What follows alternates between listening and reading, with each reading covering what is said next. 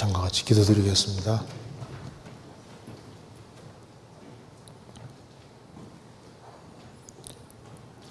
자비로우신 우리 아버지 하나님, 마땅히 형벌 받을 수밖에 없는 저희들을 불쌍히 여기시고 주 예수 그리스도를 보내주시고 예수 그리스도의 보배로운 피로 우리 죄에서 해방해 주시고 다시는 심판을 받지 않게 해주신 이 크고 놀라운 은혜와 사랑을 인하여 감사를 드립니다. 오늘 이 시간 주님 보배로운 피로 구원함을 얻은 저희들 하나님 말씀 앞에 나와 있습니다.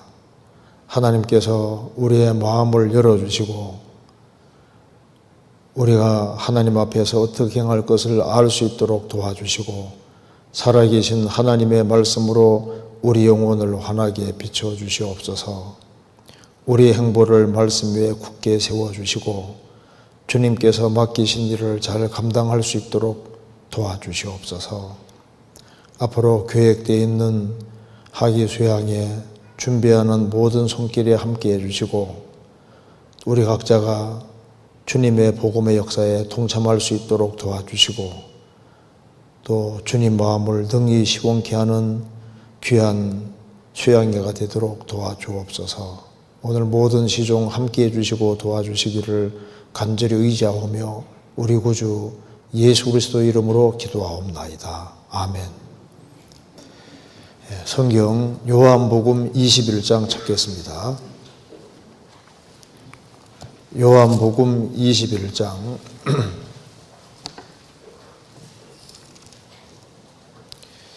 15절부터 제가 읽겠습니다. 21장 15절.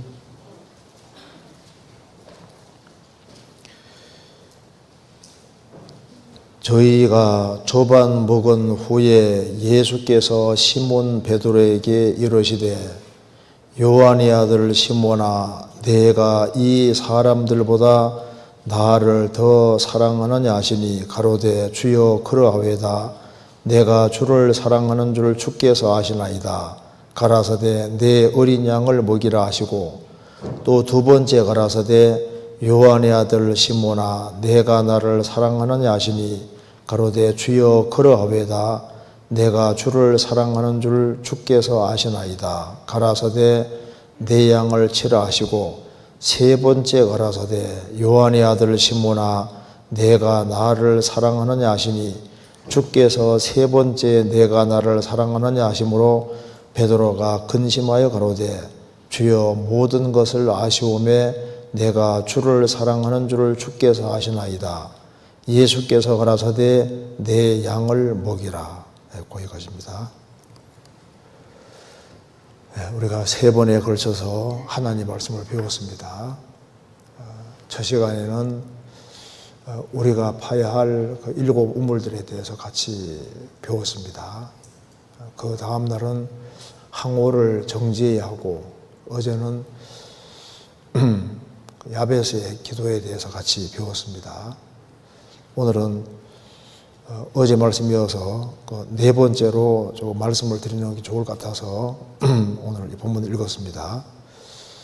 자, 오늘 신약 시대에 예수님을 따르는 사람으로 우리 신앙인의 정말 모델이 되는 사람이 바로 베드로 사도입니다. 그 베드로 사도가 예수님을 따르면서 몇 가지 고백을 한 것이 있는데 그걸 찬찬히 보면은 그 베드로 사도의 고백이 우리의 고백이기도 한 겁니다. 그래서 그 베드로 사도의 고백들, 우리의 고백들을 이 제목으로 조금 같이 배워보도록 하겠습니다. 베드로 사도가 예수님 앞에서 자신이 이제 고백한 그 내용은 중심에서 우러나오는 고백입니다. 우리의 중심에서도 똑같이 그런 고백이 나올 수 있다면 하나같이 다 귀하게 쓰임 받을 수 있을 겁니다. 먼저 시편 35편 10절을 보시겠습니다.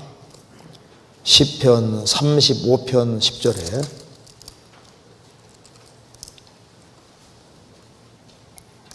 35편 10절입니다.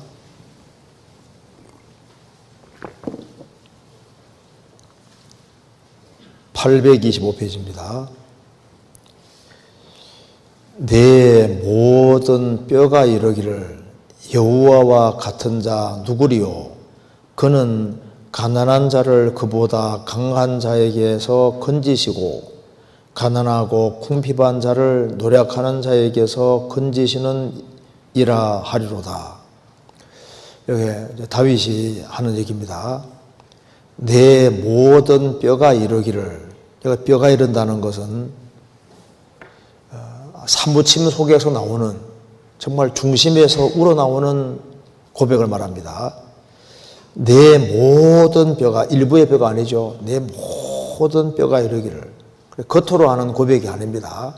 정말 뼈에 사무치듯이 정말 중심에서 나오는 고백인데, 여호와와 같은 자 누구리요? 이건 진짜라는 겁니다. 그는 가난한 자를 그보다 강한 자에게서 건지시고 가난하고 궁핍한 자를 노력하는 자에게서 건지시는 이라 하리로다. 자신이 삶 속에서 경험을 한 겁니다. 자기 중심에서 경험에서 나오는 그 말을 가리켜서 모든 뼈가 이르기를, 그 중심에서 우러나오는 그 말을 뼈가 이르는 말이라고 하는 겁니다. 아브라함이 창세기 18장에서 하나님 앞에서 고백합니다. 티끌과 같은 나라도 주님께 말하겠습니다. 티끌과 같은 나라고 했을 때 실제를 말하는 겁니다. 하나님과 사귀는 가운데 하나님이 얼마나 위대하신 분인지를 압니다. 그래서 티끌과 같은 나라고. 다윗은 시편 18편에서 말씀했습니다. 나의 힘이 되신 여호와여, 내가 주를 사랑하나이다. 나의 힘이 되신 여호와여. 삶 속에서 하나님이 자기 힘이 되기 때문에 나의 힘이 되신 여호와여, 내가 주를 사랑하나이다. 그 중심에서 나오는 진정한 고백입니다. 베드로 사도는 정말 살아계신 하나님 앞에서 중심으로 아주 몇 가지를 이렇게 얘기를 하고 있는데, 이것이 우리 신앙생활과 관계가 되는 겁니다. 그 아우구스티누스가 쓴 책 중에 고백록이라는 책이 있습니다. 자기의 과거의 삶을 회고하면서 자신이 어떻게 해서 그 속죄의 복음을 깨닫게 되었는지, 속죄받게 되었는지를 쭉 얘기를 하고 있잖아요. 그게 많은 성경 구절들이 인용되어 있습니다. 그 아우구스티누스의 고백록, 자기 중심에서 정말 나오는 걸 그대로 고백을 하고 있는 거예요. 그래서 이 성경 속에 베드로 사도가 고백한 것이 여러 가지가 있는데, 이 베드로 사도의 고백이 정말 우리 이제 거듭난 그리스도인의 대표가 바로 베드로 사도이기 때문에 그 베드로 사도의 고백을 살펴보면은 우리도 동일하게 그와 유사하게 고백한다는 걸 알 수가 있을 겁니다.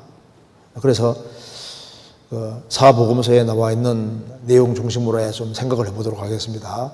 베드로 사도가 고백한 것 중에 제일 첫 번째 고백을 한번 보겠습니다. 누가복음 5장입니다.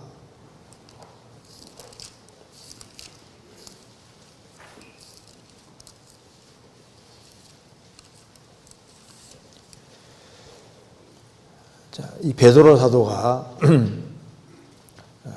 고백한 것 중에 첫 번째 중요한 고백이 여기에 기록이 되어 있습니다. 5장 1절입니다.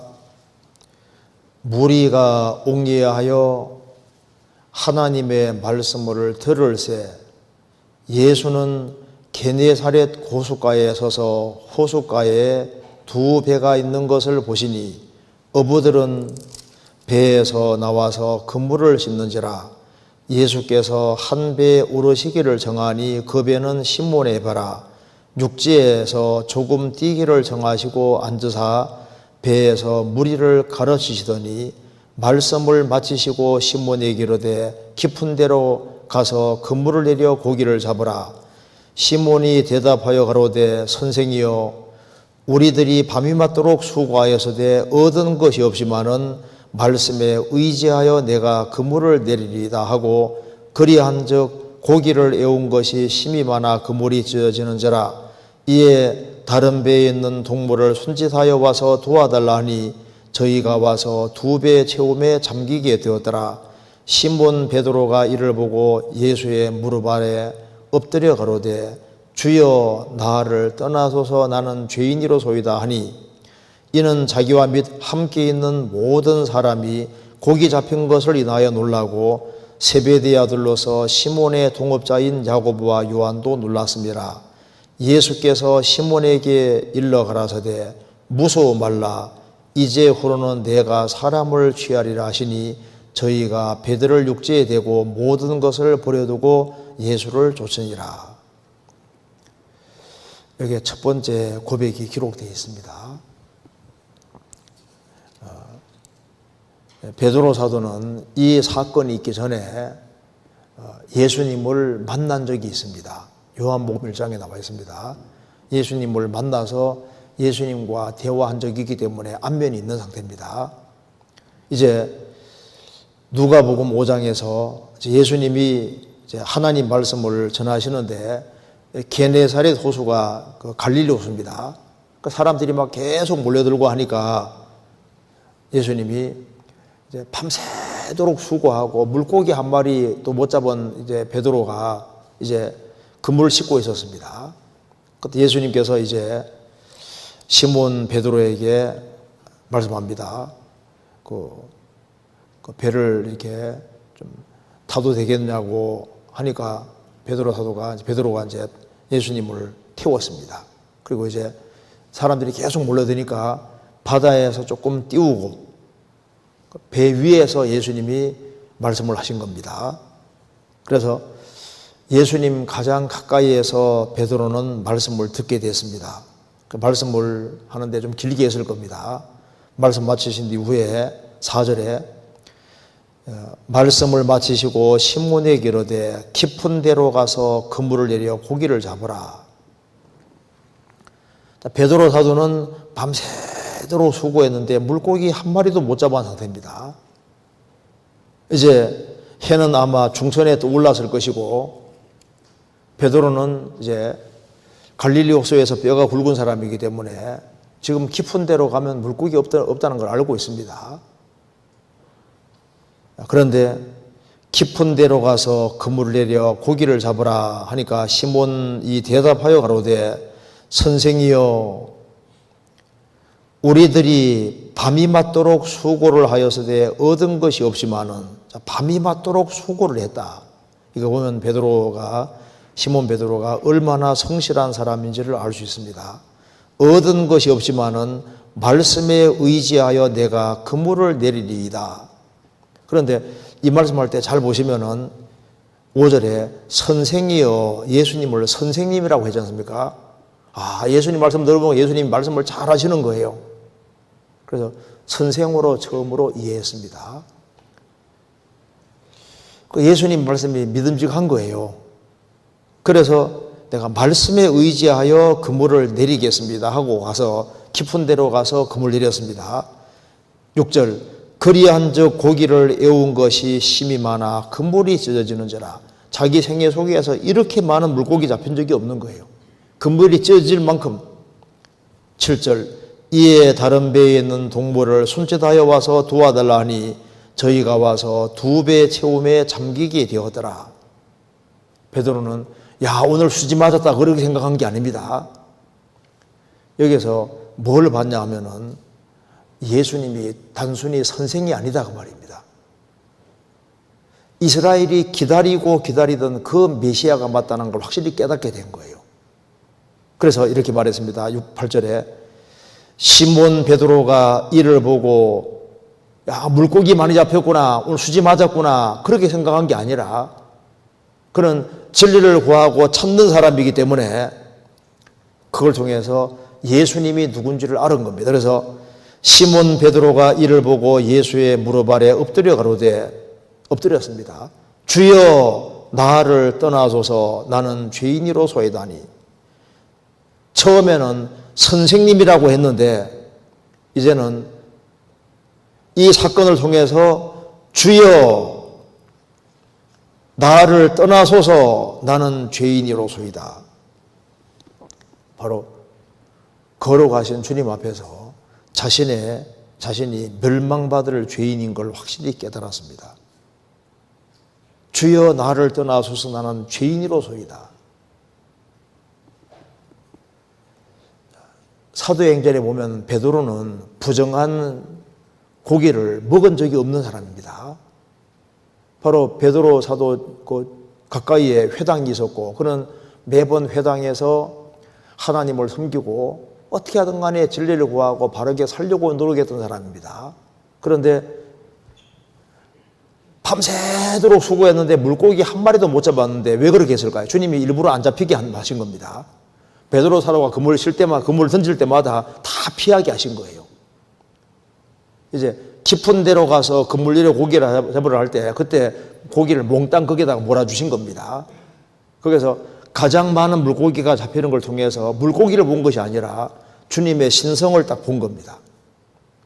그리고 주여 나를 떠나소서 나는 죄인이로소이다.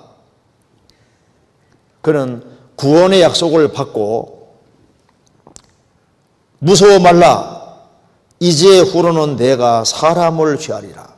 그래서 결국은 모든 걸 버려두고 예수님을 쫓게 됩니다. 예수님은 죄인을 불러 구원하러 오셨기 때문에 자신이 죄인인 줄을 참으로 깨닫지 못하는 사람은 예수님을 만날 수가 없습니다. 누가복음 18장에서도 바리새인과 세리의 기도에서 바리새인은 자기의 의를 내세웠습니다. 세리는 하나님 앞에서 가슴을 치면서 나를 불쌍히 여기옵소서 나는 죄인이로소이다. 이 사람이 구원을 받았잖아요. 여기 첫 번째 고백이 주여 나를 떠나소서 나는 죄인이로소이다.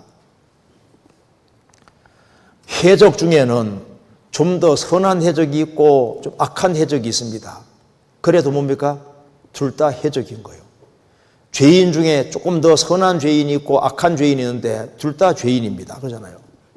강도 중에 좀 더 선한 강도, 좀 더 악한 강도, 그래도 강도는 강도인 거잖아요.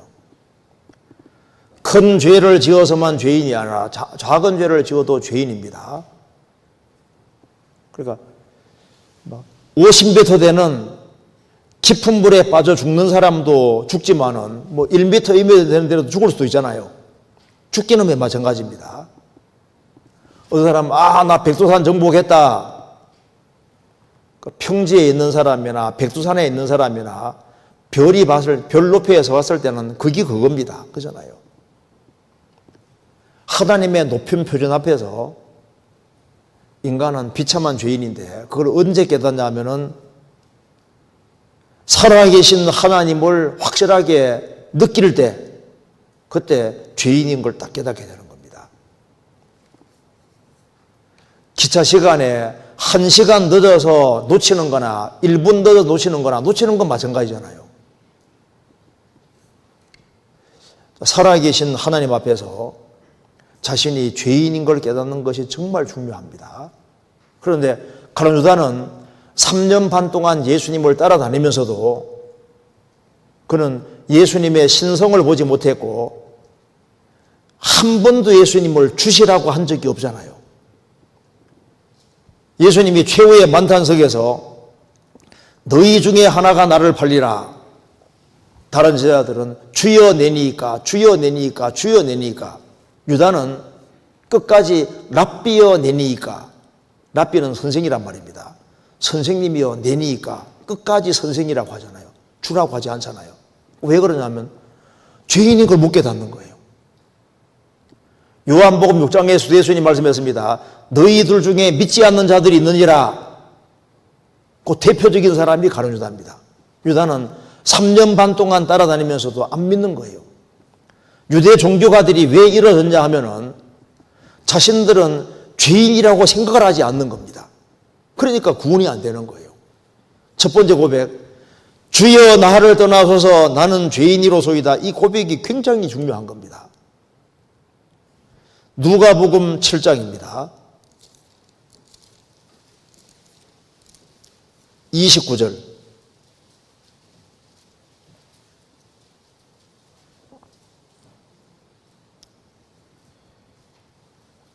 모든 백성과 세리들은 이미 요한의 세례를 받은지라 이 말씀을 듣고 하나님을 의롭다 하되 오직 바리새인과 율법사들은 그 세례를 받지 아니한지라 스스로 하나님의 뜻을 저버리니라. 모든 백성과 세리들은 세례 요한의 세례를 받았다는 겁니다. 세례 요한의 세례는 회개의 세례입니다.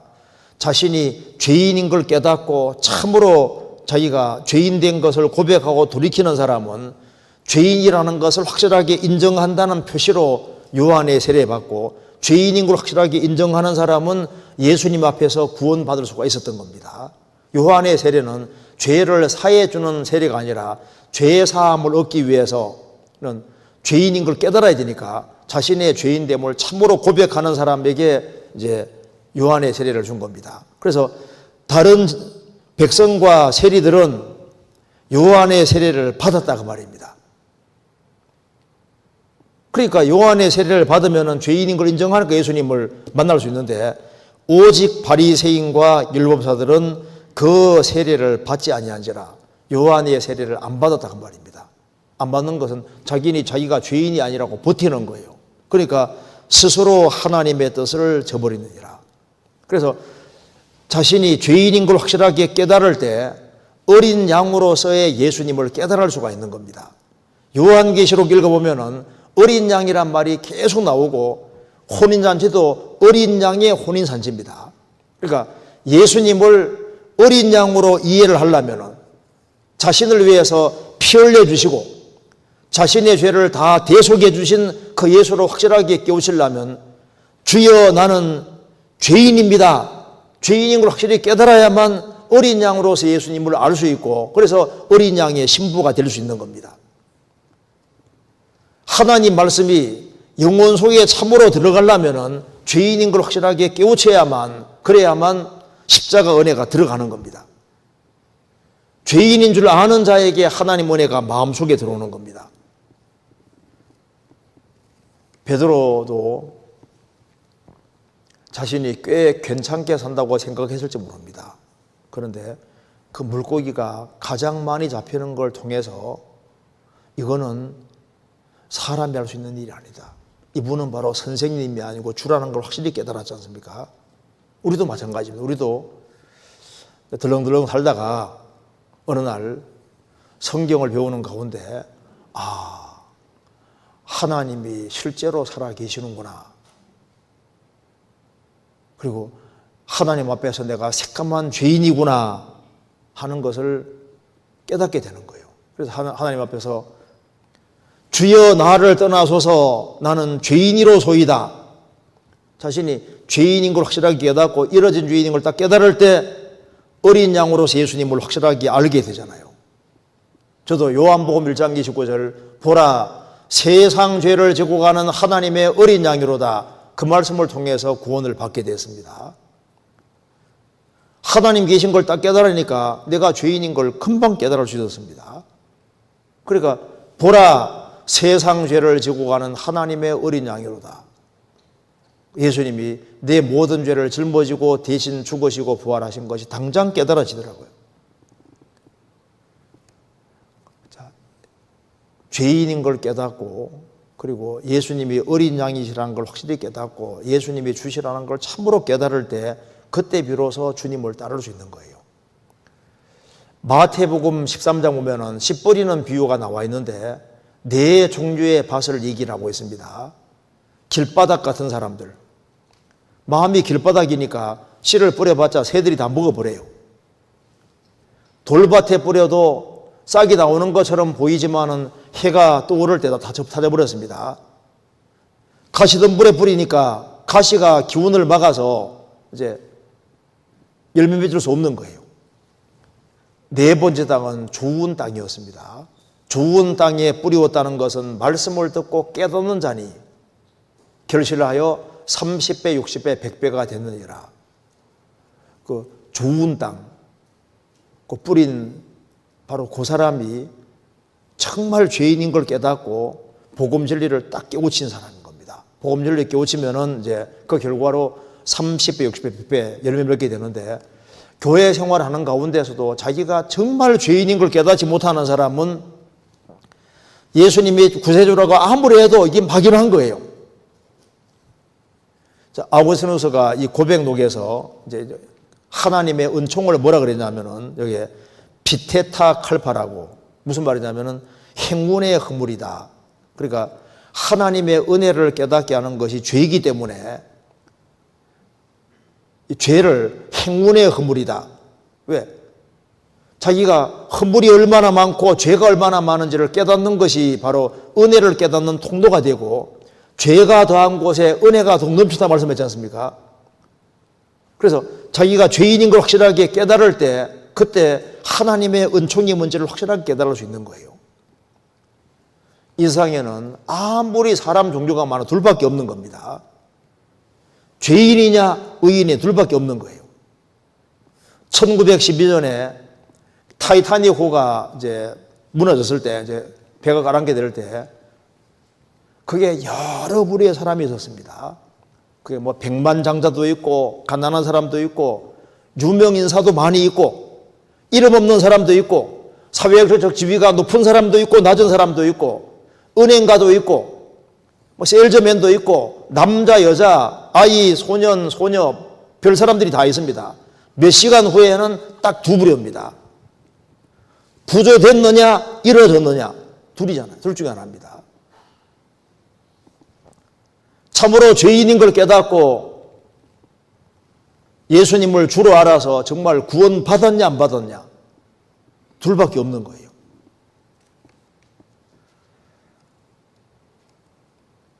이 베드로의 고백이 우리의 고백이 되면은 정말 복이 있습니다. 제가 한번 글을 한 읽어드리겠습니다. C.S. 루이스라는 사람이 이런 얘기를 했습니다.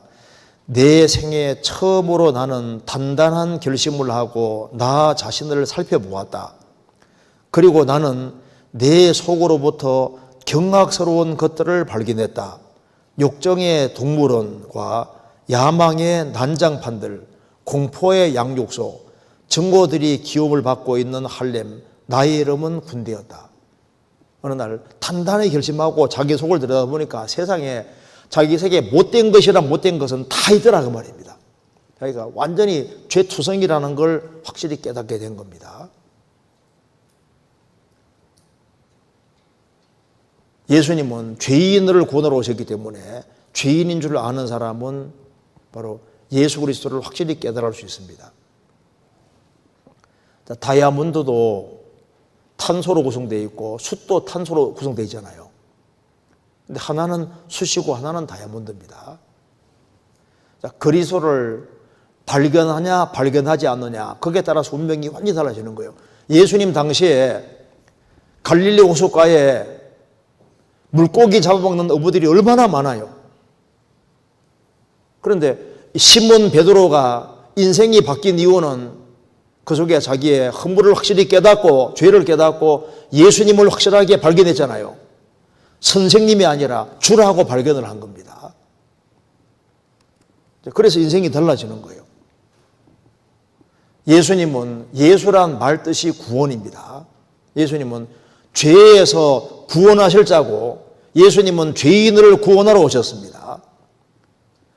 죄의 형벌에서 건져주시고 죄의 세력에서 건져가시고, 예수님 재림하실 때는 죄의 존재에서 해방시켜주고, 주님 오시는 그날에는, 지금은 죄값을 지불받았지만은 주님 오시는 그날에는 죄 자체를 없애버리니까 다시는 죄를 지을 수 없는 몸으로 됩니다.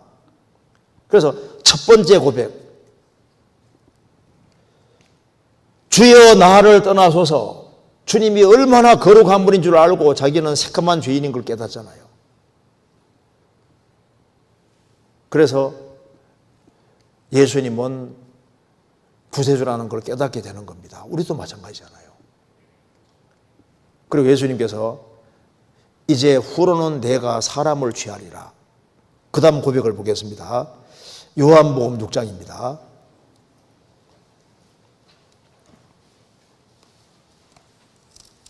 요한복음 6장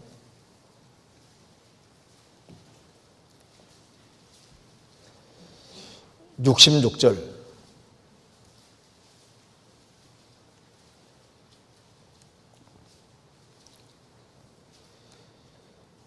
이러므로 제자 중에 많이 물러가고 다시 그와 함께 다니지 아니하더라.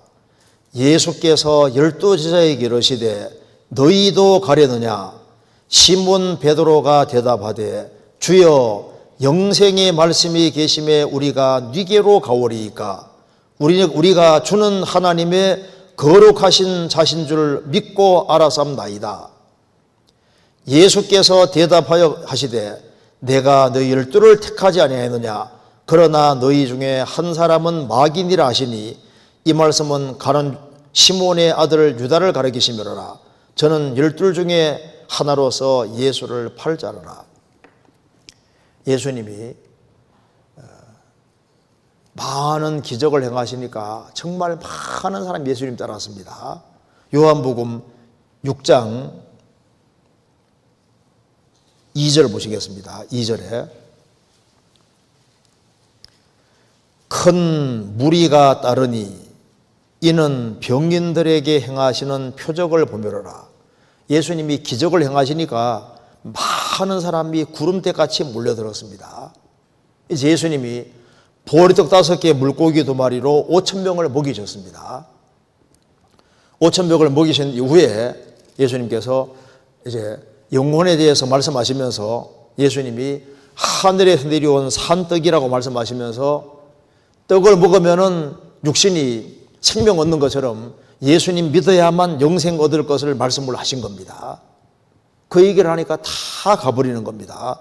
47절.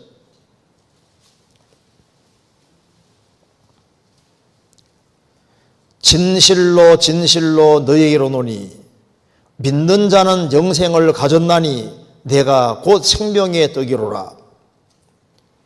너희 조상들은 광야에서 만나를 먹어서도 죽었거니와 이는 예수님은 하늘로서 내려온 떡이니 사람으로 하여금 먹고 죽지 않게 하는 것이니라. 나는 하늘로서 내려온 산떡이니 사람이 이 떡을 먹으면 영생하리라. 나의 줄 떡은 곧 세상의 생명을 위한 내 살이로다 하시니 54절 내 살을 먹고 내 피를 마시는 자는 영생을 가졌고 마지막 날에는 내가 그를 다시 살리리니. 육신의 떡을 만들어 주신 이후에 예수님께서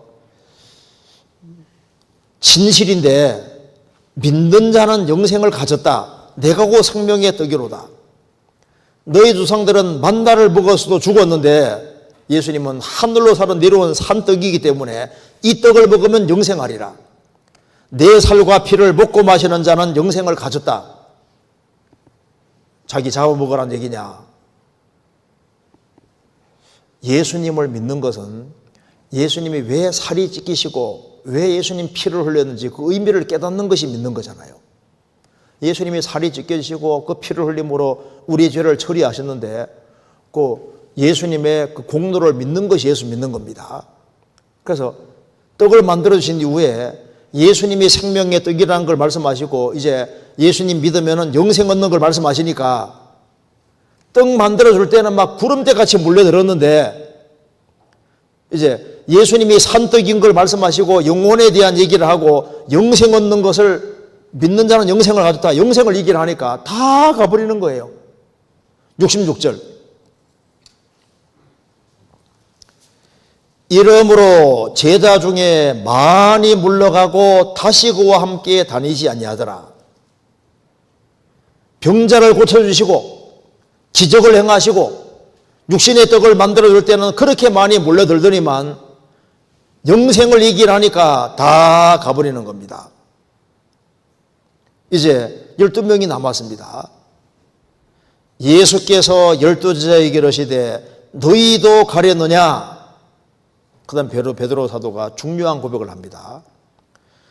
주여 영생의 말씀이 계심에 우리가 위기로 가오리이까 우리가 주는 하나님의 거룩하신 자신 줄 믿고 알아삼나이다.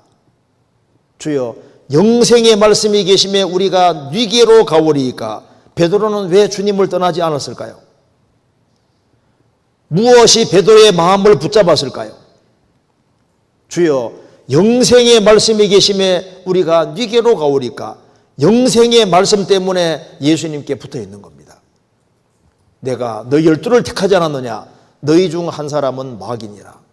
가룟 유다는 영생에 관심이 없는 사람입니다. 결국은 은 30 받고 예수님 팔아먹는 거 봐요.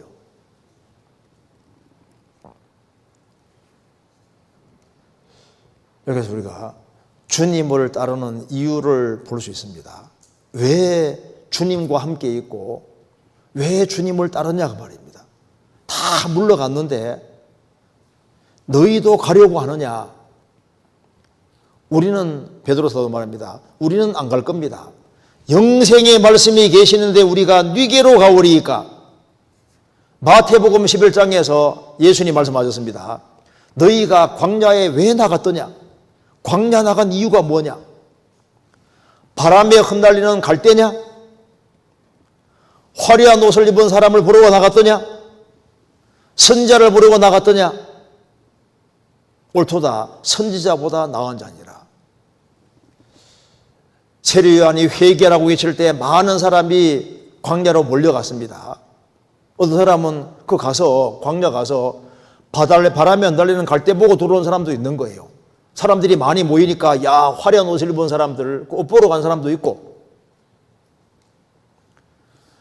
세례 요한은 바람에 흔들리는 갈대 같은 사람이 아닙니다. 그는 아주 견고한 사람이거든요. 그는 화려한 옷을 입은 사람이 아니고 그는 약대 털옷을 입고 메뚜기 석청을 먹고 야인 비슷하게 되어 있는 사람입니다. 그 세례 요한을 보고서 세례 요한의 외침을 듣고서 그 내용을 정확히 깨닫는 것이 중요한 거지 않습니까? 그처럼 예수님 당시에도 많은 사람이 예수님을 우르르 따라다니는데 단순히 병만 고침받기 위해서 예수님이 기적 행하는 것이 신기해서 여러 육신적인 목적으로 예수님을 따라다니는 사람은 결국은 다 물러갔습니다. 영원한 운명을 해결하기를 원하는 사람이 주님과 함께 있는 거잖아요. 너희도 가려느냐? 주여, 영생의 말씀이 계시며 우리가 위기로 가오리이까. 교회에 나오는 이유가 무엇일까요? 어떤 사람은 교파기 때문에, 교파가 마음에 들어서 교회 다니는 사람도 있습니다. 어떤 사람들은 인정 때문에 교회 생활하는 사람도 있고, 또 교회 분위기가 좋기 때문에, 어떤 사람은 교회당 건물이 마음에 들어서 좋은 인간관계 때문에, 그게 내가 아는 사람들이 많기 때문에, 또 사업상 유익하기 때문에 교회 생활을 하는 이유가 뭘까요? 너희도 가려느냐? 베드로가 말합니다. 주여, 영생의 말씀이 계시며 우리가 니게로 가오리이까. 우리가 교회 생활하는 이유가 뭐예요?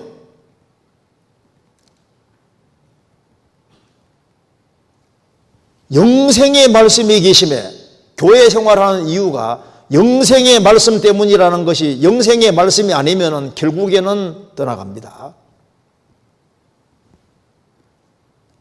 내가 영생을 얻었고 우리 가운데 주님이 머리로 계시고 주님이 두루 역사하시고 사람들이 영생을 얻는 일이 있고 영생의 말씀이 계심에 우리가 니게로 가오리이까. 내 영혼을 살리고 내 영혼이 정말 힘을 얻고 그리고 주님을 섬길 수 있고 또 다른 영혼들이 구원받는 복음 역사가 있기 때문에 그걸 보고서 신앙생활을 하지 아니하면은 결국에는 많은 사람들이 주님을 떠난 것처럼 교회도 떠나게 되는 겁니다. 영생의 말씀 때문에 주님을 따르지 않는 사람은 주님께로부터 멀어지고 주님 몸 된 교회로부터 멀어지게 되는 겁니다. 아브라함이 하나님 말씀 따라서 갈대아로 나올 때 아브라함은 하나님 말씀을 쫓아 나왔습니다. 롯은 자기 삼촌이기 때문에 따라 나온 거예요. 결국에는 아브라함의 가축의 목자와 롯의 가축의 목자 사이에 다툼이 생길 때 아브라함과 분리되는 길을 택하잖아요. 하나님이 아브라함과 사라를 통해서 역사를 펼쳐가는데 아브라함과 사라가 함께하는 것이 얼마나 중요한 곳입니까? 그런데 육신의 소욕 때문에 아브라함 떠나서 소돔 고모라로 가잖아요. 하나님이 아브라함과 사라 통해서 하나님 역사를 펼치는데 그것이 안 보이는 거예요. 거기에 영생의 말씀이 있고 하나님이 계속 나타나시는 걸 알면 롯이 어떻게 떠날 수 있습니까? 그는 육신의 소욕을 따라서 결국은 간 겁니다. 그는 훌륭한 크리스찬이었지만 결국은 불 가운데 얻는 구원이 됐습니다. 창세기 15장을 찾겠습니다. 16장 보시겠습니다. 창세기 16장.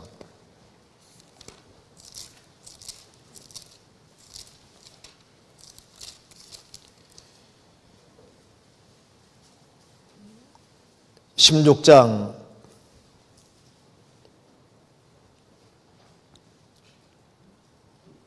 7절 여호와의 사자가 광야의 샘곁 곧 술길 샘물 곁에서 그를 만나 가로되 사례 여종 하가라 내가 어디서 왔으며 어디로 가느냐 그가 가로되 나는 나의 여주인 사례를 피하여 도망하나이다. 여호와의 사자가 그에게 이르되 내 여주인에게로 돌아가서 그 소아에 복종하라. 여기 아브라함과 사라에게 자녀가 없습니다. 아무리 오래 기다려도 자녀가 안 태어나니까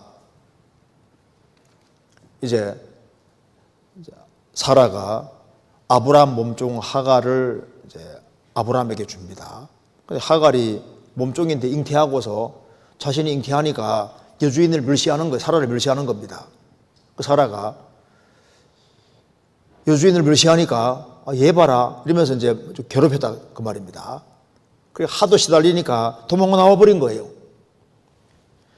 여호와의 사자가 하갈에게 말합니다.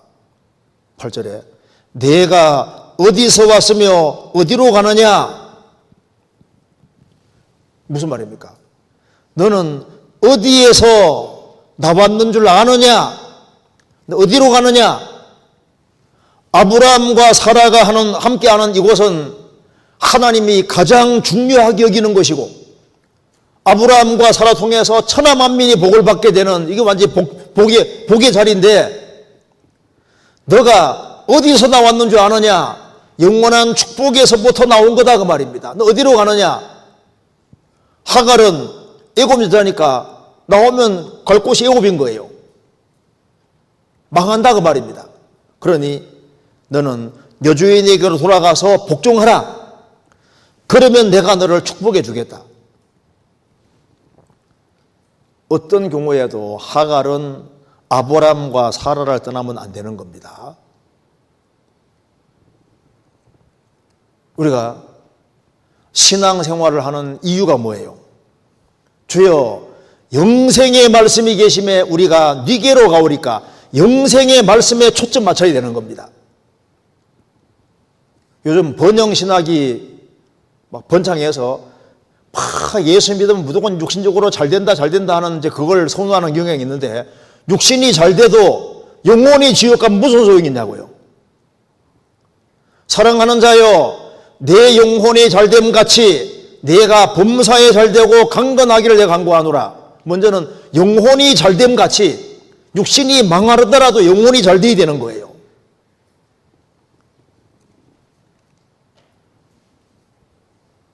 범사가 잘되고 강건하고 그거는 기독교가 아니더라도 가능합니다. 예수 안 믿고도 얼마나 잘 살아요. 예수 안 믿는 사람 부자가 얼마나 많습니까?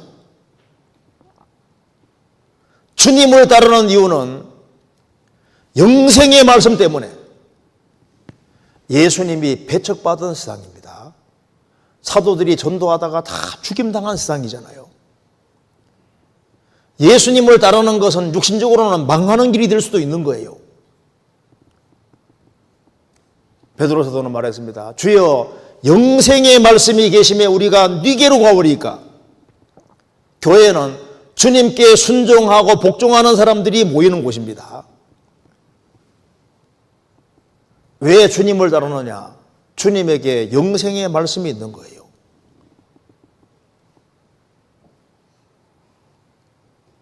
내가 왜 신앙생활을 할까요? 뭐 좋은 인간관계 때문에 신앙생활을 합니까? 아니요. 사람은 하나님 형상대로 지음받은 영혼이 있고 내 영혼이 실제로 하나님 말씀으로 힘을 얻고 내가 온 것은 양으로 생명을 얻게 하고 더 풍성하게 얻게 하기 위한 말씀대로 영혼이 살리심을 받고 영혼이 힘을 얻고 그 힘을 얻어서 또 다른 사람에게 영생에 전해주고 영혼이 구원을 받아야 되는 겁니다. 형제가 연합하여 동거하며 찌그리 선하고 아름다운 곳 거기에서 복을 명하셨나니 곧 영생이로다. 형제자매들이 서로 사랑하고 하는 가운데 주님이 계시고 주님이 계시면 그 가운데서 영생 얻는 역사가 계속 있고 생명의 탄생이 계속 있어야 되는 거예요. 누가복음 19장에서 문화비유에서도 한 문화 그냥 가져온 사람에게 말합니다. 너는 어째서 별리가 없느냐? 너는 왜 이자가 없느냐? 그 왜 은행에 예치 안 해뒀냐? 은행에 예치했으면 이자가 있지 않겠냐? 그 은행이 뭡니까? 교회입니다. 교회. 그것도 죽은 교회가 아니라 산 교회, 장사가 되는 교회, 주님 역사하시는 교회입니다. 주님 역사하시는 교회에 연결됐으면은 거기에서 주님 역사가 펼쳐지는 곳에 동참하는 거니까 너는 이자가 있는데 왜 그것도 없느냐? 이 사람이 아주 호되게 책망받은 이유가 은행에 예치 안 하는 것처럼 주님 역사하시는 교회에 연결 안 돼서 호되게 책망받는 겁니다. 그리스도의 심판대 앞에 섰을 때 교회에 연결되지 아니한 사람은 호되게 책망을 받게 될 겁니다. 요한일서 2장에서도 주 안에 거하면은 주님 앞에 설 때 부끄럽게 안 된다고 말씀하셨습니다. 부끄럽게. 신앙생활하는 데 있어서 베드로 고백을 잘 생각해야 됩니다. 너희도 가려느냐? 주여 말씀이 있음에가 아니라 영생의 말씀이 있음에. 교회 좋은 얘기 많이 하잖아요. 그 좋은 얘기 많이 하면 무조건 교회입니까? 영생의 말씀이 계심에 그냥 말씀이 아니라 영생의 말씀이 계심에 우리가 뉘게로 가버리니까. 그래서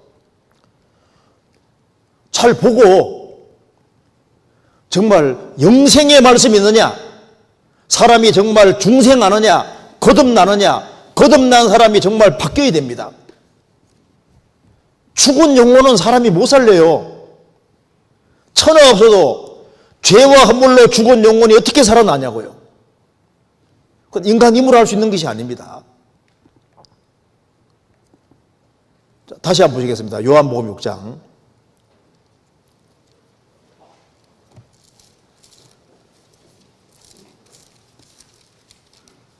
요한복음 6장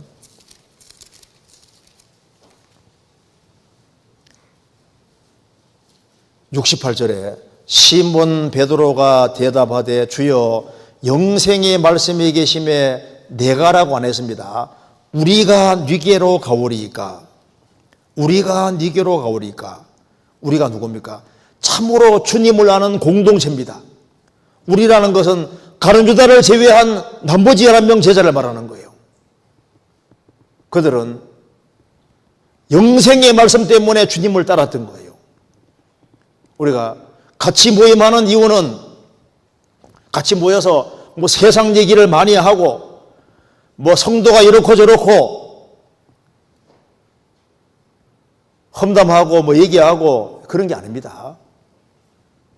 복음 안에서 교제하고 영생의 말씀을 중심으로 해서 교제하는 사람인 거예요.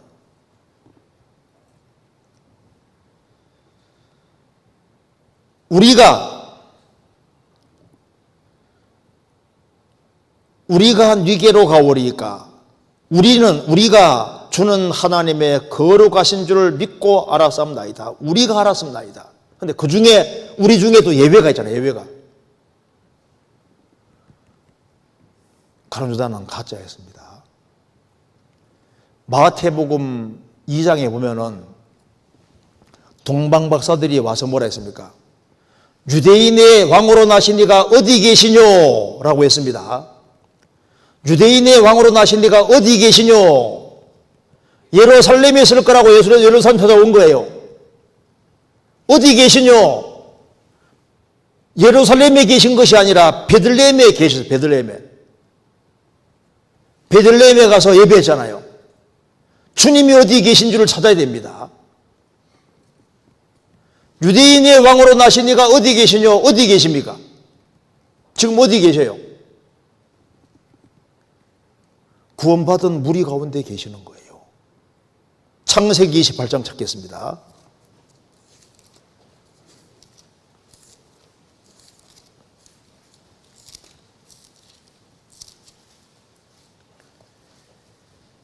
(10절)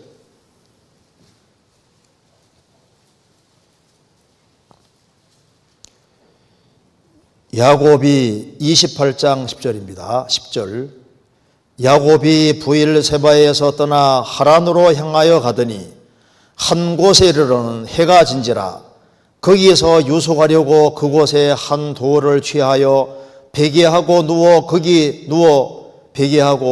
거기 누워 자더니 꿈에 본즉 사다리가 땅 위에 섰는데 그 꼭대기가 하늘에 닿았고 또 본즉 하나님의 사자가 그 위에서 오르락내리락 하고 또 본즉 여호와께서 그 위에 서서 가라사대 나는 여호와니 너희 조부 아브라함의 하나님이요 이삭의 하나님이라 너 누운 땅을 내가 너와 내 자손에게 주리니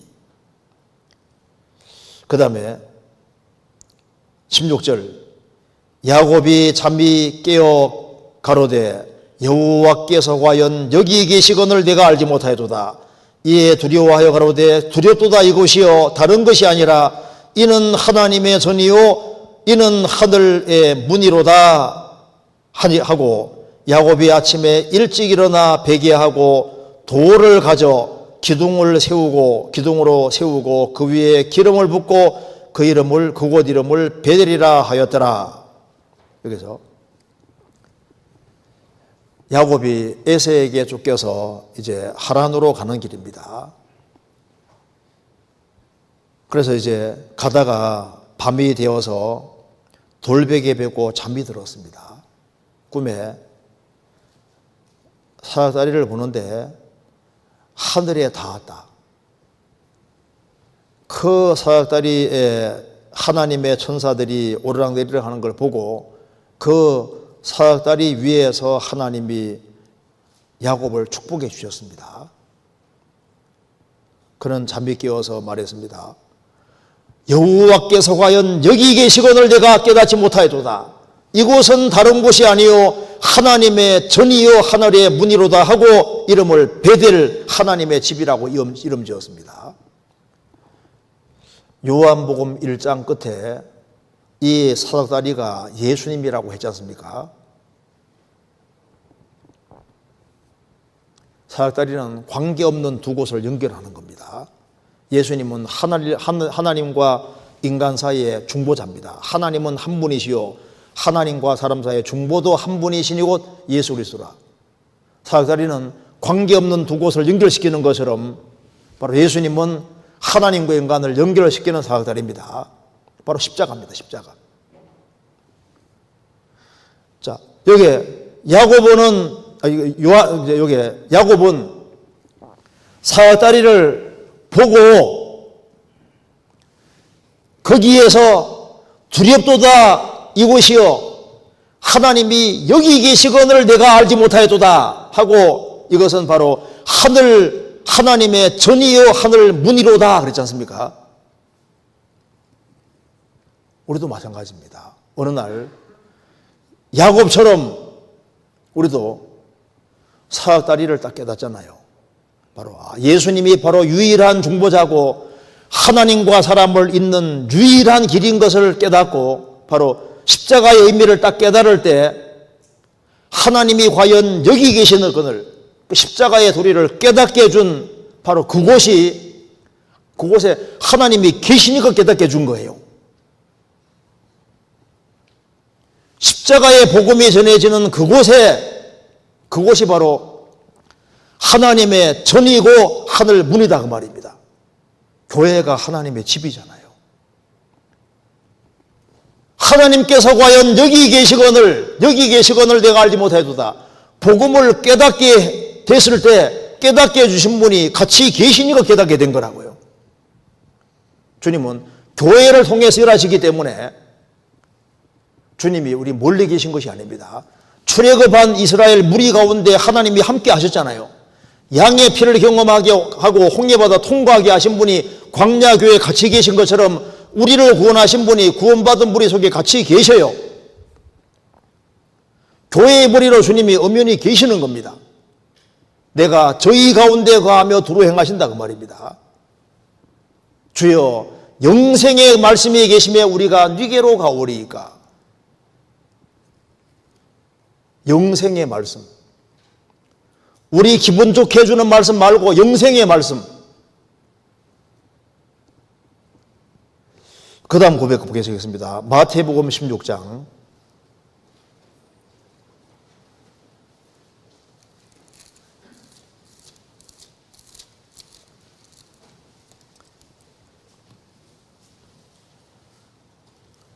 13절입니다.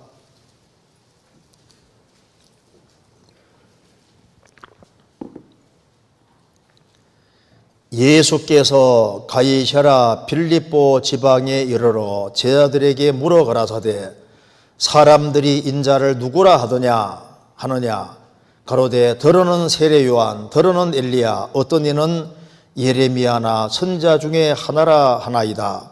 가라사대 너희는 나를 누구라 하느냐. 시몬 베드로가 대답하여 가로되 주는 그리스도시요 살아계신 하나님의 아들이시니이다.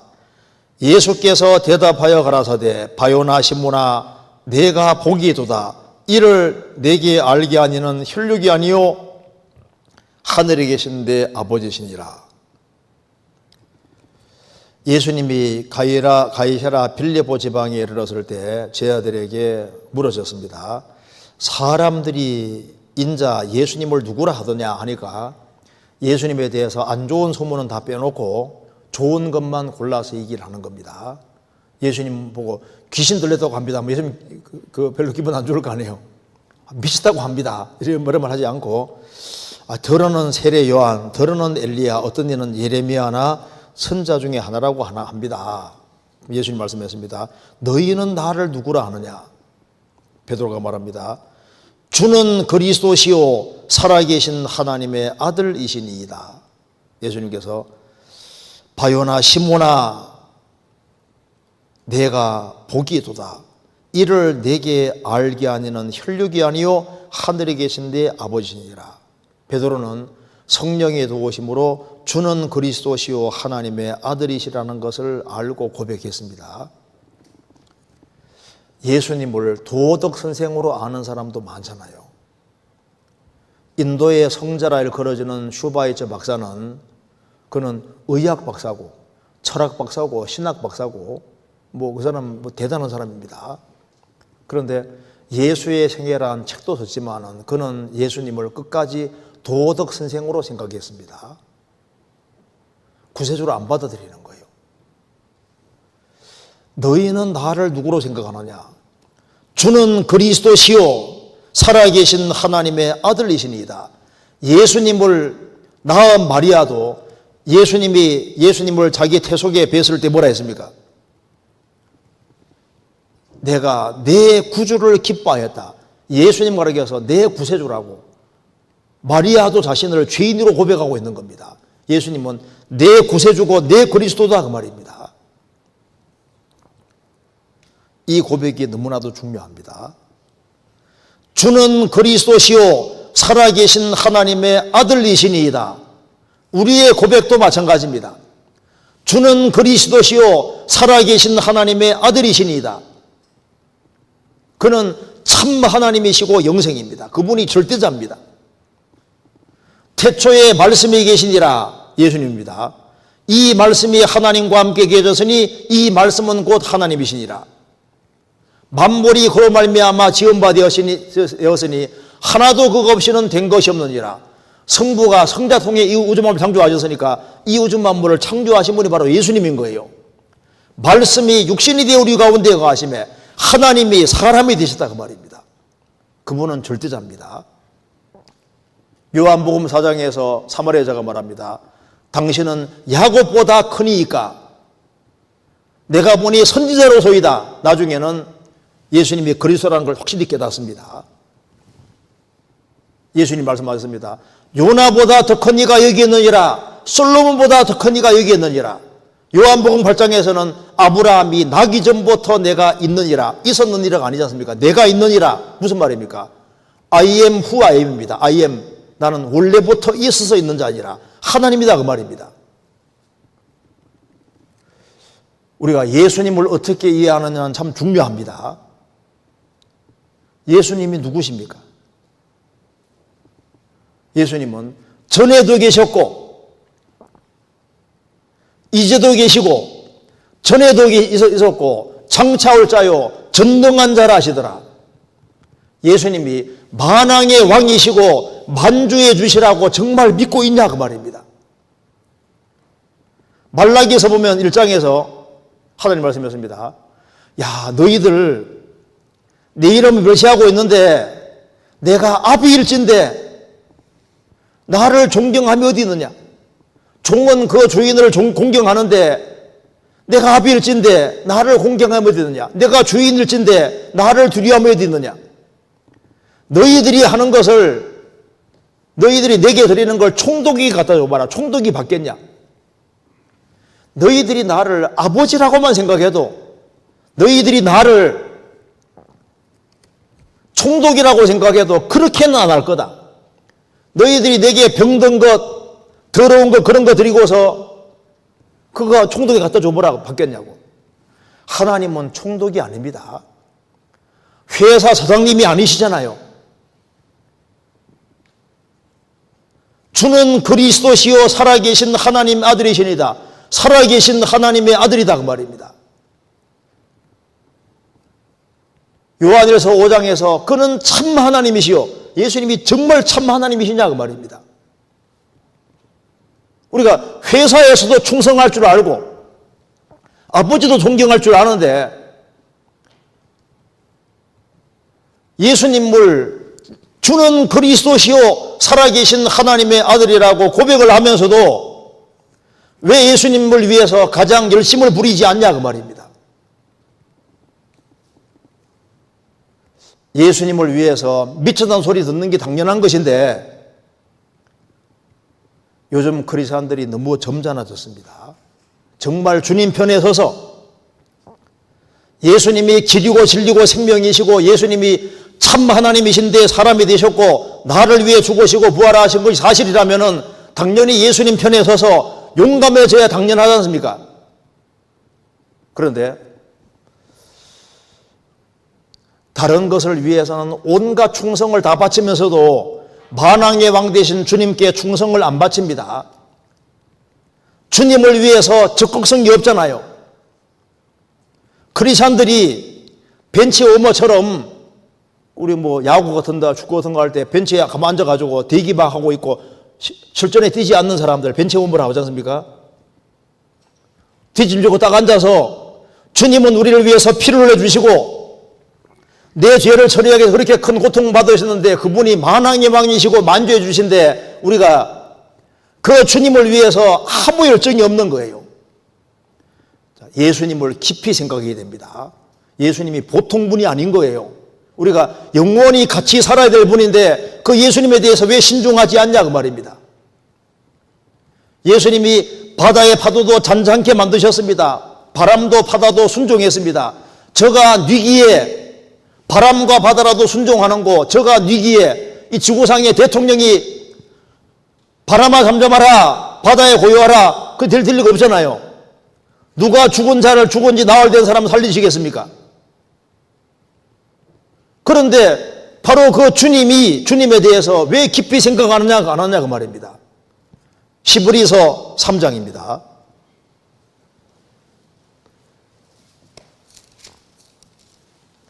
3장 1절. 그러므로 함께 하늘의 부르심을 입은 거룩한 형제들아, 우리의 믿는 도리의 사도시며 대제사장이신 예수를 깊이 생각하라. 우리는 함께 하늘의 부르심을 입은 거룩한 형제들입니다. 우리 믿는 도리의 사도시며 대제사장이신 예수를 깊이 생각하라. 예수 믿는 문제에 대해서 아주 신중해야 됩니다. 조용히 생각을 해봐야 되는 거예요. 이분이 어떤 분인지를 생각해 봐야 됩니다. 요즘 굉장히 시끄러운 시대입니다. 너무 복잡한 시대입니다. 생각을 안 하는 시대입니다. 예수님이 한적한 곳에 가서 기도하셨던 것처럼 조용한 시간을 갖고 예수님에 대해서 생각을 해봐야 됩니다. 내 인생을 무엇을 위해 살아야 되는지, 이분이 어떤 분인지를 생각해 봐야 되는 거예요. 예수님이 내 인생에서 차지하는 위치가 도대체 뭐냐 그 말입니다. 예수님이 액세서리입니까? 아니잖아요. 나를 구원해 주셨고 나와 함께 하시고 영원히 함께 하시는 예수님인데, 예수님을 내가 어느 정도의 크기로 헤아릴까요?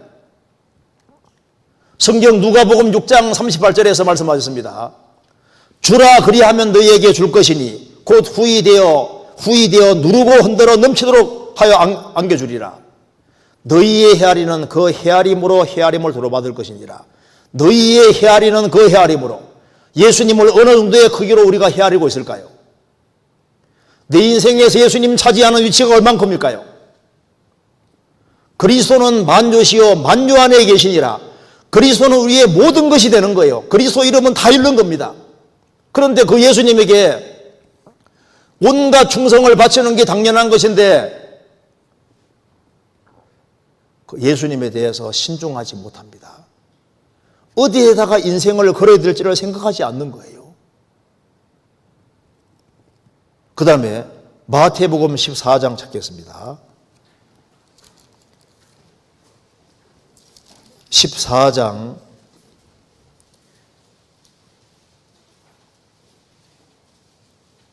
24절.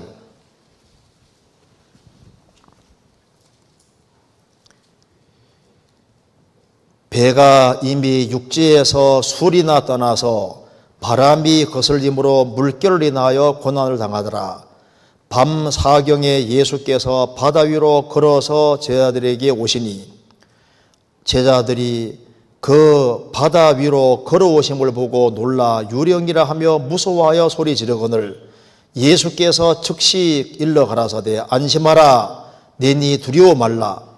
베드로가 대답하여 가로되 주여 만일 주시어든 나를 명하사 물 위로 오라 하소서 한데 오라 하시니 베드로가 배에서 내려 물 위로 걸어서 예수께로 가되 바람을 보고 무서워 빠져가는지라 소리질러 가로되 주여 나를 구원하소서하니 예수께서 즉시 손을 내밀어 저를 붙잡으시며 가라사대 믿음이 적은 자여 왜 의심하였느냐 하시고 배에 함께 울음에 바람이 그치는지라. 배에 있는 사람들이 예수께 절하며 가로되 진실로 하나님의 아들이로소이다 하더라. 예수님이 5,000명을 먹이신 이후에 먼저 제자들에게 배 타고 바다를 건너가라고 하셨습니다. 근데 제자들은 열심히 노를 젓는데 배가 진행이 안 되는 겁니다. 바다 한 가운데서 물결을 인해서 이제 고통받고 있습니다. 예수님이 바다 위를 걸어오셨습니다. 제자들은 처음에 유령이로다 놀랐습니다. 예수님 말씀했습니다. 27절에 예수께서 적실로 가라사대 안심하라 내니 두려워 말라. 그 다음 여기 보십시오. 28절에 베드로가 대답하여 가로되 주여 만일 주시어든 나를 명하사 물 위로 오라 하소서 한데 오라 하시니 베드로가 배에서 내려 물 위로 걸어 예수께로 가되 베드로는 예수님이 바다 위로 걸어오는 걸 봤습니다. 야, 예수님이 바닷물을 위를 걸으시네. 주시어든 나도 바다 위를 좀 걸어보게 해주십시오. 오라. 예수님처럼 한번 해보고 싶잖아요. 베드로 사도 소원이 뭐냐면 주님 뒤를 한번 따라가 보고 싶은 거예요. 주님처럼 한번 살아보고 싶은 겁니다. 주님이 배 위를 물 위를 걸어주시니까 나도 한번 걸어보고 싶다는 갈망이잖아요. 베드로의 갈망이 뭐냐면은 주님 뒤를 따라서 주님처럼 한번 해보고 싶은 갈망이 있는 겁니다. 그리고 실제로 물 위를 걸어본 사람이 베드로지 않습니까? 여기서 우리가 갈망을 볼 수 있습니다. 사람은 갈망하는 것을 담게 되어 있거든요. 내가 도대체 무엇을 갈망하냐 그 말입니다. 우상을 갈망하는 사람은 우상을 닮아갑니다. 연예인을 갈망하는 사람은 연예인 닮아가요. 히틀러 갈망하는 사람은 히틀러처럼 닮아갑니다. 그리고 히틀러처럼 되려고 성령을 여러 번 받는 사람도 있잖아요. 자기가 사모하는 쪽으로 담게 되어 있습니다. 세상 풍속을 따르는 사람은 세상 풍속 따르는 사람처럼 행동하게 되어 있는 거예요. 옛날 영국의 시인 바이런이 시를 많이 썼는데 어느 날 갑자기 유명한 인사가 됐습니다. 그런 발 한쪽을 절었습니다. 그래서 지팡이를 짚고 다니는데 유명한 사람이 지팡이 짚고 다니니까 너도 나도 지팡이, 영국 지팡이, 신사 지팡이 이렇게 생긴 거잖아요. 남이 하니까 무조건 따라하는 거예요. 영국의 리차드 1세가 궁정에 항상 걸어갈 때 이렇게 걸어 다녔습니다. 다른 신하와 똑같이 다 따라서 이렇게 구부정하게. 루이 16세, 프랑스 루이 16세 아내가 마리 앙뚜아네트지 않습니까? 왕비가 되고 난 이후에 화려하게 머리를 쫙 이렇게 올렸잖아요. 올려가지고 하니까 다른 귀부인도 똑같이 다 따라가지고 머리 위로 올리고, 그래 시키는 남은 따라하는 거라니까요. 많은 사람들이 유행을 따르고 세상 방식을 따라갑니다. 그런데 베드로 사도는 예수님이 물 위를 걸어가는 것을 보고 주여 나도 물 위를 한번 걸어가게 도와주십시오.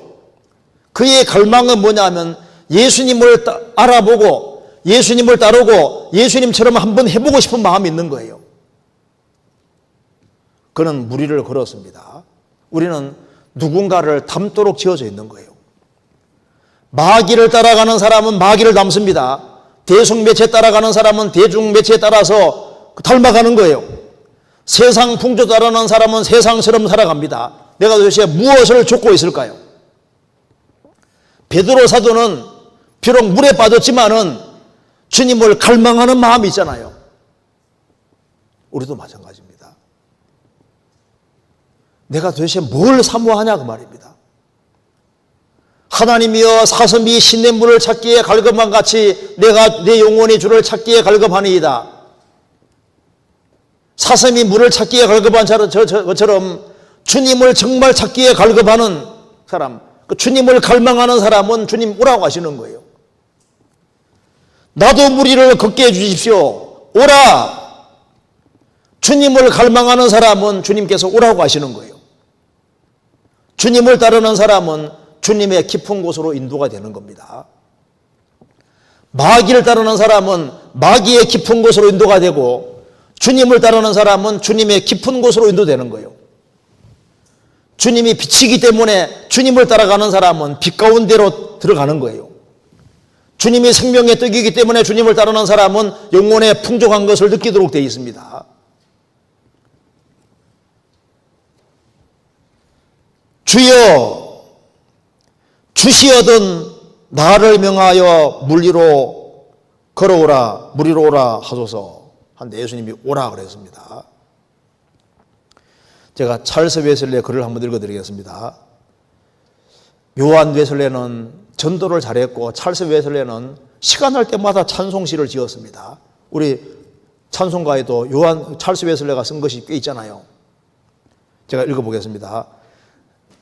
예수님, 당신이 벗어나기 위해 아무리 애쓴다 할지라도 나는 내가 잡은 것을 절대로 놓지 않겠나이다. 당신이 나를 위해 죽은 바로 그 사람입니까? 당신의 신비를 알려주셔서 당신의 이름을, 당신의 본질을 알 때까지 실험해서라도 나는 당신을 보내지 않겠나이다. 예수님, 정말 예수님이 나를 위해 죽은 바로 그분입니까? 그 사랑의 신비를 알려주셔서 예수님의 이름, 예수님의 본질을 알 때까지 실험해서라도 나는 놓지 않겠습니다. 주님을 바짝 따라가는 거예요. 주님을 닮기를 갈망하는 사람, 그 사람은 주님이 이끌어 주십니다. 그 다음에 마가복음 10장 찾겠습니다.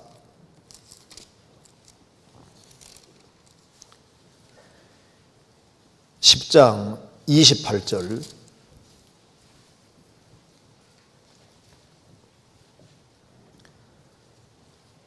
베드로가 10장 28절. 베드로가 여자와 가로되 보소서 우리가 모든 것을 버리고 주를 쫓았나이다. 예수께서 가라사대 내가 진실로 너희에게로 노니 나와 및 복음을 위하여 집이나 형제나 자매나 어미나 자식이나 전토를 벌인 자는 금세에 있어 집과 형제와 자매와 모친과 자식과 전토를 100배나 받되 핍박을 겸하여 받고 내세 영생을 받지 못할 자가 없느니라. 베드로 사도는 말합니다. 베드로가 여짜고 가로되 보소서 우리가 모든 것을 버리고 쫓았나이다. 베드로 사도는 모든 것을 버리고 예수님을 쫓았다고 했습니다. 예수님 말씀하시기를 내가 진실로 너희에게로 오노니 나와 및 복음을 위하여 집이나 형제나 자매나 어미나 아비나 자식이나 전토를 벌인 자는 금세에 있어 집과 형제와 자매와 모친과 자식과 전토를 100배나 받되 핍박을 겸하여 받고 내세 영생을 받지 못할 자가 없느니라. 포기하면은 100배나 받는 것 속에 포함되는 겁니다. 모든 것을 버리고 주를 쫓았나이다. 이 무슨 말입니까? 저는 주님께 운명을 다 걸었습니다. 그 말이잖아요. 저는 예산을 충분히 세우고 주님을 따릅니다. 그 말입니다.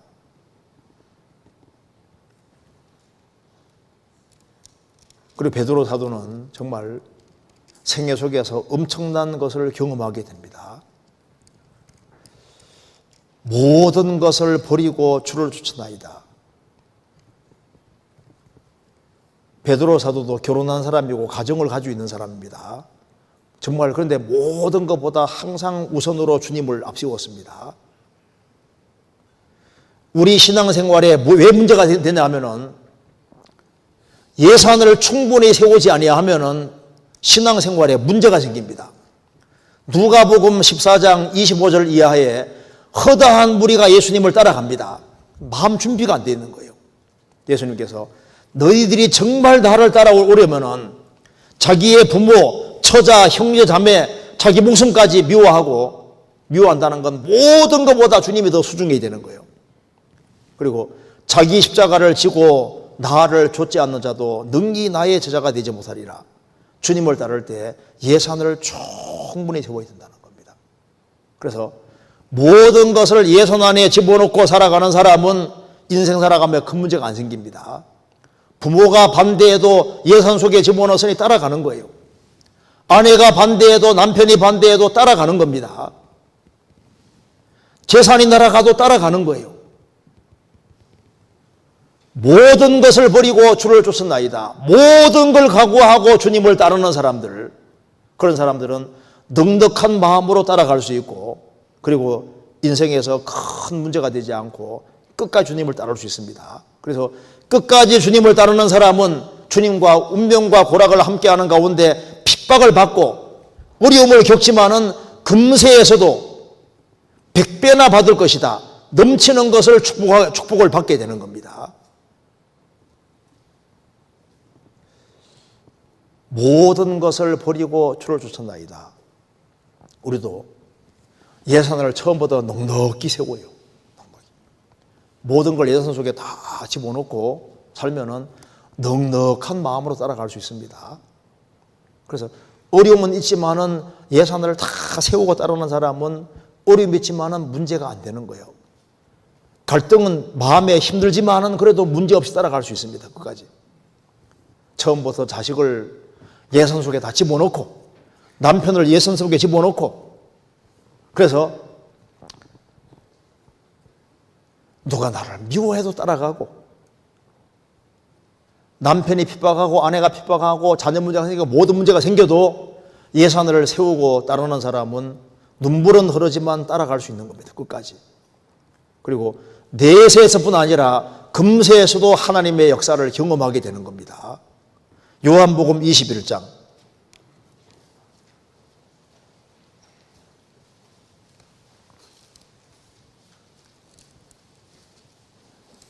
15절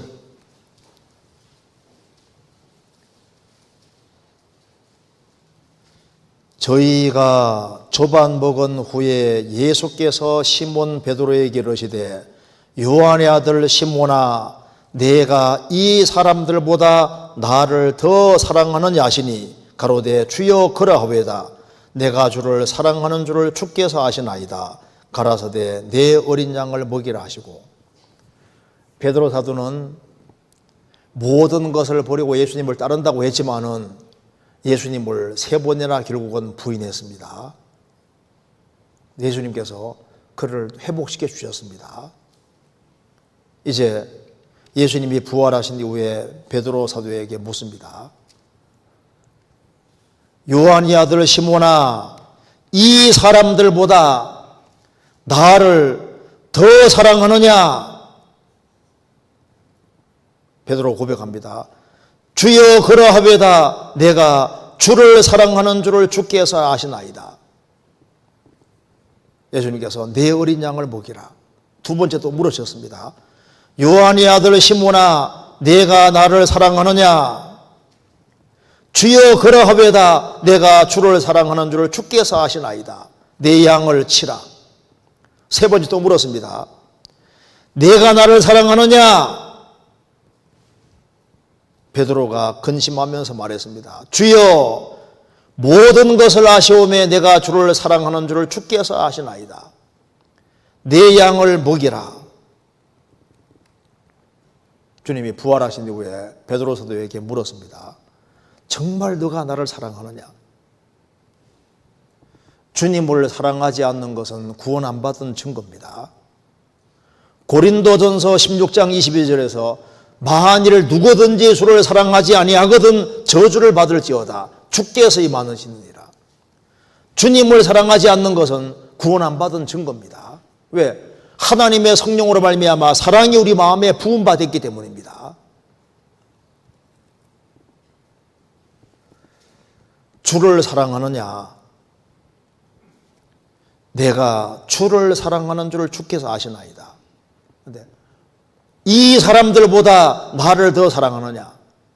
모든 것보다 주님을 더 사랑하는 이 사랑의 고백을 베드로 사도가 하고 있습니다. 그래서 사랑하는 사람은 사랑 때문에 자기를 지킬 수 있고 사랑하기 때문에 기꺼이 수고하게 되고 사랑 때문에 죽을 수도 있고 사랑하기 때문에 멀리 선교도 갈 수 있고 사랑하면 헌신은 자연스러운 것이 되는 겁니다. 사랑한다면 그게 사실이라면 내 어린 양을 먹이라. 내 양을 치라. 내 양을 먹이라고 주님께서 말씀하신 겁니다. 그래서 주님을 사랑하는 사람은 정말 사랑한다면 그 사람은 주님 계명을 지키게 되는 거예요. 나를 사랑하면 내 말을 지킨다고 주님 말씀하신 대로입니다. 요한복음 14장 그 앞에 14장 23절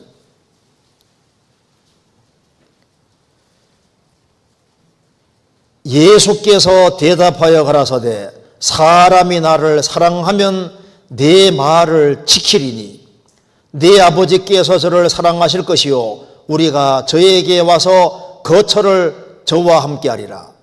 사람이 나를 사랑하면 내 말을 지킬 것이다. 주님 명령이 무엇일까요? 내가 너희를 사랑한 것 같이 서로 사랑하라. 너는 돌이킨 후에 내 형제를 굳게 하라. 그리고 주님께서 만민에게 복음을 전파하라. 그렇게 명령하신 겁니다.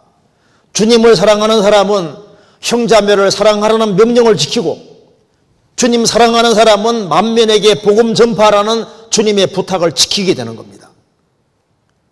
그래서 주님을 따른다는 사람 중에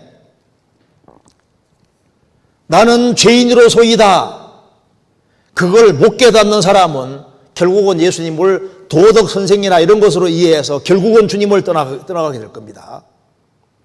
주여 영생의 말씀이 계심에 우리가 네게로 가오리까. 영생의 말씀 때문에 주님을 따르지 않는 사람은 결국에는 주님과 멀어지게 되고 교회와도 멀어지게 될 겁니다. 여기는 맨 구원 얘기하고 영생 얘기하고 영원한 생명을 얘기하고 천국 가야 될 걸 얘기하고, 영생에 관심이 없는 사람은 결국에는 사람 귀에 듣기 좋은 얘기, 그런 걸 따라가게 될 겁니다. 주는 그리스도시요 살아계신 하나님의 아들이시니이다. 예수님이 그리스도시고 살아계신 하나님의 아들이시고 하나님이 사람으로 나신 걸 확실하게 믿지 않는다면, 즉 주님이 가장 큰 분이 아니라면 결국에는 세상이 커 보이고 세상으로 가게 될지도 모릅니다. 한때는 주님을 위해 사는 것처럼 보였지만은 사람이 더 커지게 되고 더 높아지면은 결국은 사람 따라가고 권력 따라가고 다른 걸 따라가게 되는 거예요. 만을 주시어든 나를 무리로 걸어가게 해주십시오. 걸어오게 해주십시오. 주님에 대한 갈망이 크지 아니하면은 세상을 닮게 될 겁니다. 모든 것을 버리고 주를 쫓았나이다. 예산을 충분히 세우지 아니하고 따라가면은 인생에서 많은 문제들이 발생하고 그것 때문에 넘어지게 될 겁니다. 내가 주를 사랑하는 줄 주께서 아시나이다. 주님을 사랑하는 사랑이 식고 미지근해지면은, 그러면은 신앙생활이 힘들어지게 될 겁니다. 그러면은 그 사람은 수고하는 것도 힘들어지게 될 것이고 주님 복음과 영광을 위해 살아가는 것이 부담스러운 것이 될 겁니다. 이 베드로 사도가 고백한 이 고백이 참 고백이기 때문에 그는 주님께 얼마나 귀하게 쓰임 받았습니까? 이 고백이 진실한 고백이기 때문에 베드로 사도는 주님께 귀하게 쓰임 받았고 초대교회 당시에 많은 사람을 주님께 인도하는 그런 아주 귀히 쓰임 받는 사람이 된 거예요. 우리의 고백도 이와 유사한 고백이라면, 이런 고백이라면 우리도 주님 손에 들려서 귀하게 쓰임 받게 될 겁니다. 예수 그리스도는 어제나 오늘이나 영원토록 동일하시니라. 우리를 구원하신 주님이 우리 가운데 역사하고 계십니다. 주님이 교회를 왜 두셨을까요? 영생의 말씀을 전하기 위해서 교회가 있는 거예요. 우리 이번에 학예수양일을 준비하고 있습니다. 이것이 하나의 행사가 아니라 정말 교회의 머리로 주님이 계시고 더 많은 사람들이 구원받는 게 하나님의 뜻입니다. 그래서 이것에 대해서 하나님이 앞장서서 정말 더 많은 사람들에게 복음 전할 그런 계획 가지고 있다는 것을 알고 이 일에 적극적으로 동참하고 그리고 전국적으로 복음을 전하기 위해서 행하는 일이기 때문에 주님께서도 정말 귀하게 보시고 그리고 우리 각자도 이것을 정말 귀하게 생각하고 나도 아무쪼록 몇몇 사람이라도 건져야 되겠다는 그 간절한 마음을 가지고 준비를 해야 되리라고 생각을 합니다. 같이 기도하시겠습니다. 은혜와 사랑이 풍성하신 하나님 아버지, 저희들을 주의 보배로운 피로 구원해 주시고 또 주님 몸된 교회 안에서 주님을 섬기며 살게 해주시는 것을 감사합니다. 성령이 교회들에게 하시는 말씀을 들을지어다라고 말씀하신 대로 주님이 교회의 머리로 계시고 또 주님이 우리 가운데 역사하시는 줄을 믿고 감사드립니다. 우리 안에 주님께서 더욱 역사해 주시고 우리 모두를 귀하게 사용해 주옵소서. 더 많은 영혼을 건지기를 원하시는 하나님 아버지, 우리 가운데 역사해 주시고 우리 모두를 귀하게 사용해 주시고 저희들에게 힘과 지혜와 용기와 능력을 허락해 주옵소서. 앞으로 계획되어 있는 주양에 준비하는 그 모든 손길에 함께해 주시고 주의 역사와 능력을 나타내 주옵소서. 오늘 나머지 모든 시간도 도와주시옵소서. 우리 구주 예수 그리스도 이름으로 기도하옵나이다. 아멘.